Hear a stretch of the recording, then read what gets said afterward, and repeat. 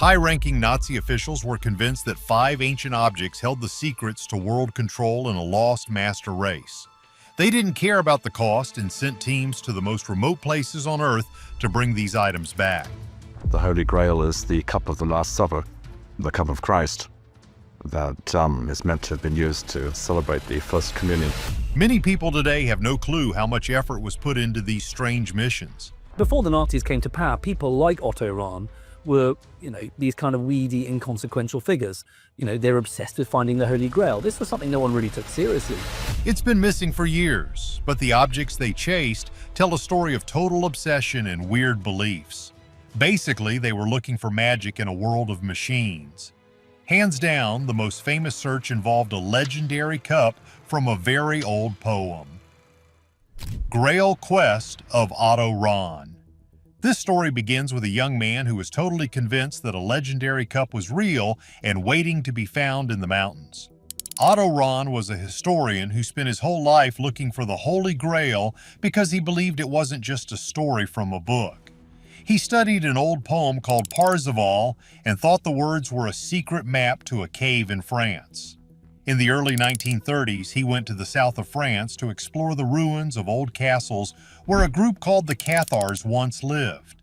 Rahn believed these people had hidden the cup to keep it safe from the church hundreds of years ago.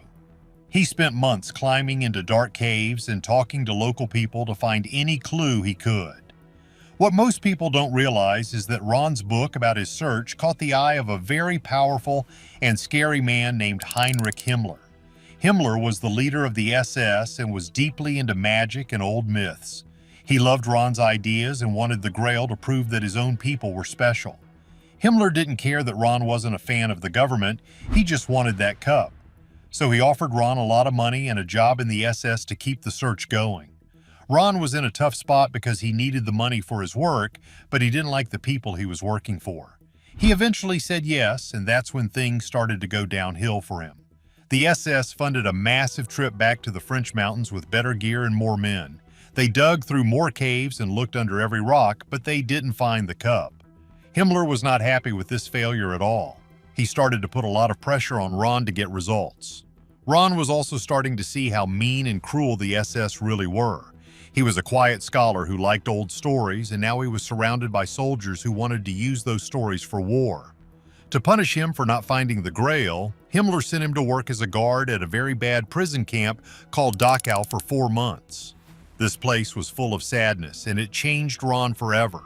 After seeing the horrors of the camp, Rahn tried to quit the SS, but you couldn't just leave a group like that. He was very sad and felt like he had lost everything he cared about. In March of 1939, his body was found frozen in the mountains of the Alps. Most people believe he ended his own life because he couldn't handle the guilt and the pressure anymore. Even though Rahn was gone, Himmler didn't stop looking for the cup. He even went to a famous monastery in Spain called Montserrat because he thought the Grail might be hidden there. He bothered the monks and looked through their old rooms, but he left with nothing. Shadowy figures were looking for more than just cups. They wanted to find the very pillars of the earth. Stones of the World Tree. High in the German forest, there are huge rocks that stand like giants against the trees. These are the Externstein, and they have been a mystery for thousands of years. People have lived near them and carved things into them since the time of the mammoths. The SS group called the Ahnenerbe became totally focused on these rocks in the 1930s. They believed these stones were the site of a sacred pillar called the Irminsul. This pillar was supposed to be like a world tree that held up the sky for ancient tribes. They thought that if they could reclaim this site, they could connect their modern soldiers to the warriors of the past. Himmler and his team of experts claimed that a famous leader named Charlemagne had destroyed the sacred pillar hundreds of years ago to force people to change their religion. They wanted to prove that the carvings on the rocks were actually secret messages from their ancestors. They spent a huge amount of money digging around the base of the rocks and trying to find old tools or bones. They even made the Hitler Youth come to the rocks to sing songs and have ceremonies. It was all a big show to make people feel like they were part of a long and powerful history. For starters, they even tried to say the rocks were a prehistoric place to look at the stars. But when real scientists looked at the site, they didn't find much to back up the crazy stories. The rocks are actually 70 million years old and were shaped by water and wind, not by giants or magic. While people did use them for shelter 10,000 years ago, there was no proof of a giant world tree pillar ever being there. Most of the carvings that the SS liked were actually made by monks in the Middle Ages. One famous carving shows a scene from a religious story, but the SS tried to say it was something else entirely. They twisted the truth to make it fit their own narrow view of the world. Even after the war ended, the stories they made up didn't really go away. Some people still visit the rocks today, believing the old myths are true. It's a place where history and fantasy got mixed up so tightly that it's hard for some to tell them apart. The SS spent a fortune trying to turn a natural wonder into a political tool. They wanted to own the past so they could control the future. This key detail can shock people who think archaeology is always about finding the truth. It was more about building a fake story to make people follow a dark path. The rocks still stand today, silent and tall, but the secrets the SS wanted to find were never there to begin with. Strange songs in the deep woods held a power that the city people could never understand. Chilling chants of the North. In the summer of 1936, a small team went deep into the forests on the border of Finland and Russia. This area is called Karelia, and it was famous for stories of wizards and witches who could control the weather. The leader was a man named Yrjö von Gronhagen, who was very interested in old magic. Himmler heard about him and decided to pay for a trip to record these ancient songs. The SS believed that these forest people were carrying secret knowledge from a long time ago. They brought a brand new invention called a magnetophone, which was one of the first tape recorders ever made. They traveled to tiny villages that didn't even have roads or schools. The people there lived just like their ancestors did hundreds of years before. They met an old man named Timo Lapizza who sang songs about how the world was created. He had never seen a train or a big city in his whole life. The team recorded every sound he made, thinking they were finding the pure voice of their race. Things get even crazier when they found a woman who everyone said was a real witch. Her name was Miran Aku, and she was over 90 years old. When they found her hut, she told them she had seen them in a dream 3 days before they arrived. She was very old and frail, but she had a look in her eyes that made the men nervous. She agreed to do a ritual to talk to the spirits of her family. As she sang her chilling chants, the tape recorder captured everything. But when they played the sound back to her, she became very scared and upset. She thought the machine had stolen her magic and her soul. She believed she would never have her powers again because they were now trapped inside the little plastic tape. The team took over 100 recordings back to the big city.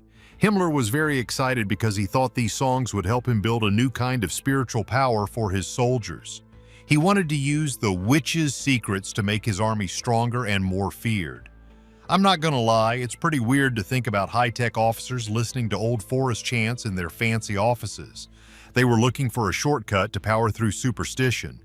They treated these people like they were living fossils instead of human beings with their own lives. The recordings are still around today, but they didn't give the SS any magical powers. Instead, they just showed how desperate the leaders were to find something to believe in. The Witch of the Woods died shortly after, feeling like her life's work had been stolen. It was a sad end for someone who just wanted to be left alone with her traditions. The hunt for forest magic was just another expensive failure in a long list of weird missions. High in the clouds, another team was looking for the literal shape of the human soul. Himmler's Himalayan Dream. In 1938, the zoologist Ernst Schaefer embarked on a significant expedition to Tibet, a mission that sat at the uncomfortable intersection of genuine scientific inquiry and state-sponsored ideological obsession. While Schaefer was primarily motivated by biological and geographical discovery, his journey was bankrolled by the German government under the direct patronage of Heinrich Himmler. Himmler, deeply entrenched in occultist and pseudo-historical beliefs, was convinced that the remote peaks of the Himalayas held the secrets of an ancient, perfect race from which he believed certain Europeans descended. Upon reaching Lhasa, the five-man team began an exhaustive cataloging of the local population.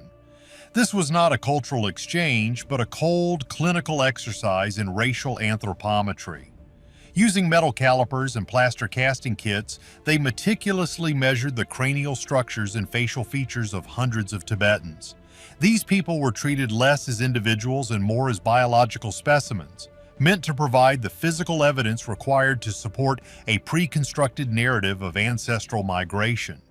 The team was particularly struck by the ubiquitous presence of the swastika, a sacred symbol of luck and eternity in Tibetan Buddhism, which the German state had famously co-opted.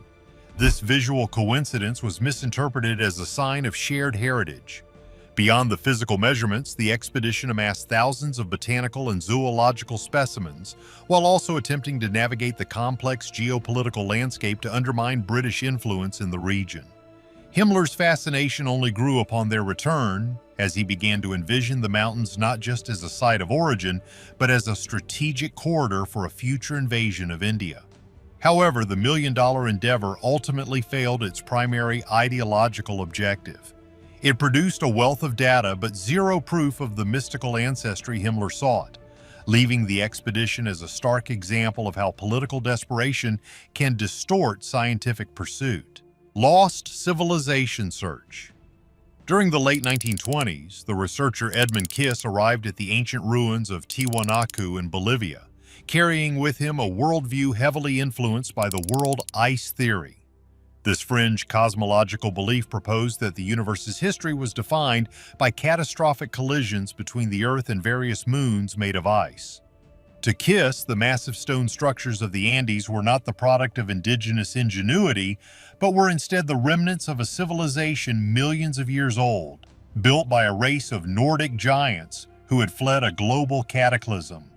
Kiss focused his attention on the Gate of the Sun, a monolithic portal he insisted was a complex astronomical calendar far predating any known human history. In doing so, he systematically ignored the sophisticated architectural and agricultural evidence left by the Tiwanaku culture, choosing instead to attribute their achievements to his own supposed ancestors. This systematic erasure of indigenous history was eagerly embraced by the German government of the time. For the state, Kiss's theories provided a convenient historical justification for their interests in South America, framing their presence not as a new intrusion, but as a return to a land once governed by their predecessors. By 1938, plans for a massive state-funded expedition to Bolivia were in motion, intended to provide the archaeological backbone for these claims. However, the outbreak of global conflict halted the project before it could begin. Kiss's work stands today as a profound attempt to colonize the past, stripping credit from the skilled Andean builders to bolster a manufactured racial identity. While the ruins of Tiwanaku continue to be celebrated as a masterpiece of indigenous engineering and spiritual significance, the theories of Edmund Kiss serve as a grim reminder of how bias, when funded by the state, can masquerade as legitimate archaeology to serve an exclusionary agenda. Could these secret hunts have actually found something the public was never told about? It's wild to think about how much money went into chasing myths while the world was at war. What do you think was the strangest mission on this list? Leave a comment below, like the video, and subscribe to keep exploring these dark mysteries.